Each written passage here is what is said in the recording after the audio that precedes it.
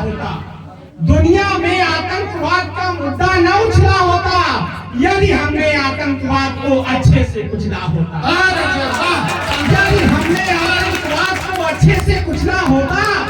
IS तालिबानी दुनिया भर में फैले हैं।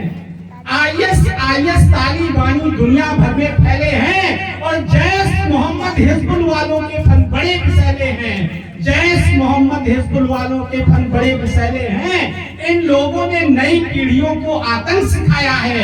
इन लोगों ने नई पीढ़ियों को आतंक सिखाया है और जिन हाथों में कलमे थी उनको बंदूक थमाया। जिन हाथों में कलमे थी उनको बंदूक थमाया है और उनको बंदूक थमाया है। और ये पढ़े लिखे ये नौजवान जब आतंकी बन जाते हैं, पढ़े लिखे ये नौजवान जब आतंकी बन जाते हैं, सबसे पहले अपनी मिट्टी पर आतंक मचाते हैं। सबसे पहले अपनी मिट्टी पर आतंक मचाते हैं और कुछ लोगों ने इनको अपने घर में पाला पोसा है। देश ऐसे नहीं बर्बाद होता है। देश में ऐसे आतंकवादी घटनाएं नहीं होती हैं। विश्व में अगर आतंकवाद जिंदा है तो ऐसे गद्दारों की वजह से जिंदा है। तो कुछ लोगों ने इनको अपने घर में पाला पोसा है क्योंकि उनको गद्दारों पर सबसे बड़ा भरोसा है। क्योंकि उनको गद्दारों पर सबसे बड़ा भरोसा है। और आगे क्या है कि क्योंकि उनको गद्दारों पर सबसे बड़ा भरोसा है, दुनिया भर में मानवता की ये सारे हत्यारे हैं। क्योंकि दुनिया भर में मानवता के ये सारे हत्यारे हैं, क्योंकि दुनिया भर में मानवता के ये सारे हत्यारे हैं। इन लोगों ने लाखों लोगों, इन लोगों ने निर्ममता से लाखों को मारे हैं। इन लोगों ने निर्ममता से लाखों लोग मारा है। इन लोगों ने निर्ममता से लाखों को मारा है। और आगे की पंक्तियां हैं कि हाँ, मंदिर और शिवालयों गुरुद्वारों को तुमने तोड़ा है।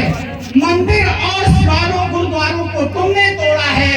लोकतंत्र की चौखट पर जाकर तुमने बम फोड़ा है।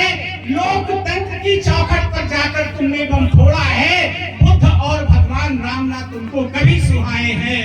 बुद्ध और भगवान राम ना तुमको कभी सुहाए हैं। तुमने इनके ना जाने कितने अस्तित्व मिटाए हैं। क्या बात है। भगवान राम अपनी जन्मस्थली पर प्रवेश कर रहे हैं। आज उनका भव्य मंदिर बना है।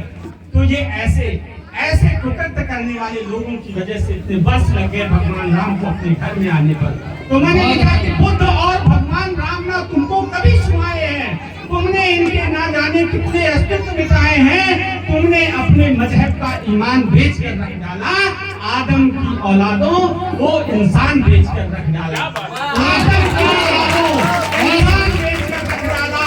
आतंकी संगठनों से तुम सबका भाईचारा है। लाखों निर्दोषों को तुमने निर्ममता से मारा है।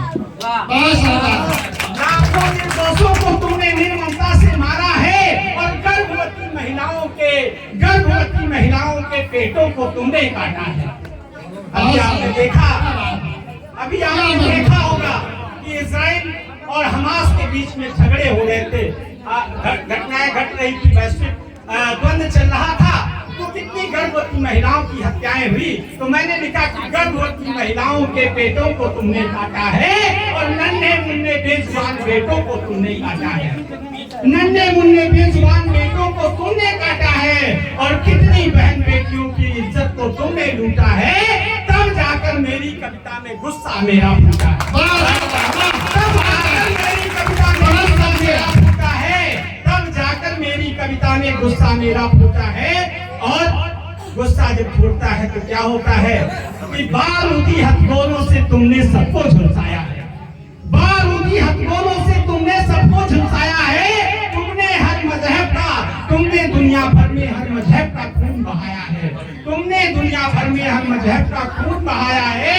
तुमने दुनिया भर में हर मजहब का खून बहाया है। और तुमने दुनिया भर में हर मजहब का खून बहाया है। तुम दुनिया की बर्बादी की कस्में खाकर निकले हो। तुम जिहादी धुंधले काले चश्मे लेकर निकले हो और नए आतंकी संगठनों ने दम दिखाया है। मैंने इस कविता में आतंकवाद मुद्दा आपको दिया और फिर आतंकवाद का हल क्या है। अब आप हल सुनिए। नए नए आतंकी संगठनों ने दम दिखाया है, नए नए आतंकी संगठनों ने दम दिखाया है और आतंकी घटनाओं ने दुनिया को आतंकी घटनाओं ने बहुत रुलाया है, दुनिया को आतंकी घटनाओं ने बहुत रुलाया है। कोई भी देश देख लीजिए आतंकवाद से छूटा नहीं है। आज दुनिया के कोने कोने में आतंकवादी घटनाएं हो रही हैं। दुनिया के कितने समुदाय, कितने परिवार इस आतंकवाद की भेंट चढ़ गए। तो मैंने लिखा कि जिन युद्धों में हारे हम हैं, जाट प्रक्रिया एक मुक्तक है कि जिन युद्धों में हारे हम हैं, सोचो उनका कारण क्या है, सोचो उनका कारण क्या है और कहां नीतियां विफल हो गई, उनका और निवारण क्या है। जो इतिहास नहीं पढ़ते उनके अस्तित्व मिटा करते हैं और मिटे हुए इन अस्तित्वों से बढ़कर और उदाहरण, मिटे हुए अस्तित्वों से बढ़कर और उदाहरण क्या है। अब आतंकवाद की घटना का हल देखिए कि नए नए आतंकी संगठनों ने दम दिखाया है, दुनिया को आतंकी घटनाओं ने बहुत रुलाया है। हमने इराकी समुदायों को जलते देखा है, हमने तो इराकी समुदायों को जलते देखा है। कश्मीर काबुल में इनको जहर उगलते देखा है, कश्मीर काबुल में इनको जहर उगलते देखा है। फ्रांस और रसिया ने भी आतंकी हमले झेले हैं। ये बच्चे पढ़े लिखे हैं, ये इतिहास विषय पढ़ते होंगे, इनको फ्रांस और रसिया ये सारे देशों के नाम याद होंगे।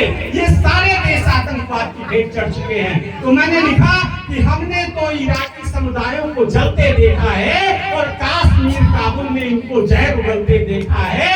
फ्रांस और रसिया ने भी आतंकी हमले झेले हैं। दहशतगर्दों ने सबके संग खेल घिनौने खेले, घिनौने खेले हैं। और जो अमेरिका दुनिया का बाप बनता है उसके ऊपर भी आतंकवादी हमला हुआ 2011 में, 2009 में जब वर्ल्ड ट्रेड टावर गिराया गया। तो मैंने लिखा कि अमेरिका ने भी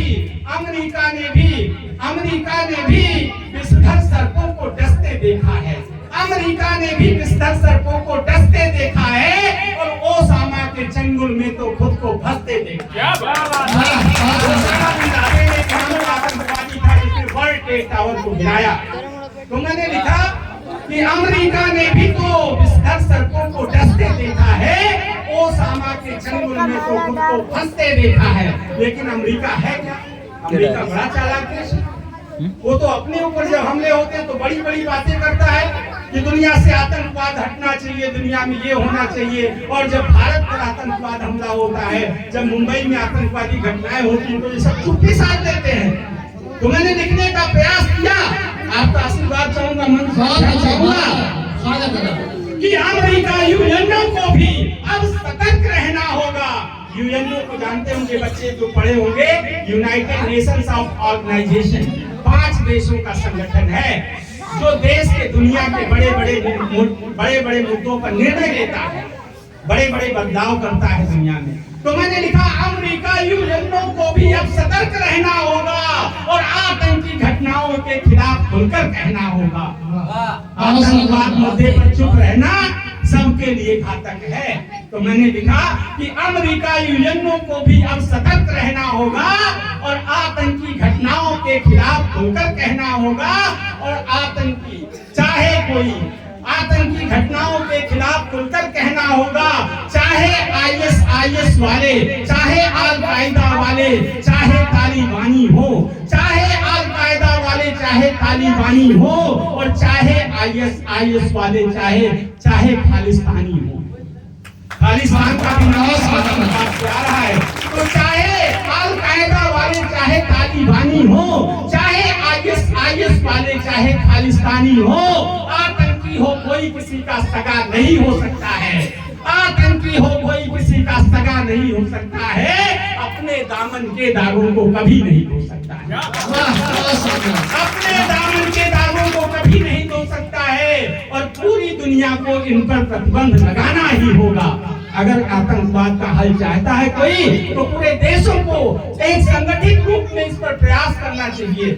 इस मुद्दे का हल ढूंढना चाहिए। तो मैंने लिखा कि पूरी दुनिया को इन पर प्रतिबंध लगाना ही होगा, अब हमको मिलकर कोई अनुबंध बनाना ही होगा, इनके बड़े हौसलों पर मिलकर प्रहार करना होगा। अब हमें युद्ध पूरी ताकत से एक बार करना होगा, अब हमें युद्ध पूरी ताकत से एक बार करना होगा और दुनिया में आतंकवाद का मुद्दा ना उठना होगा यदि हमने आतंकवाद को अच्छे से उठना।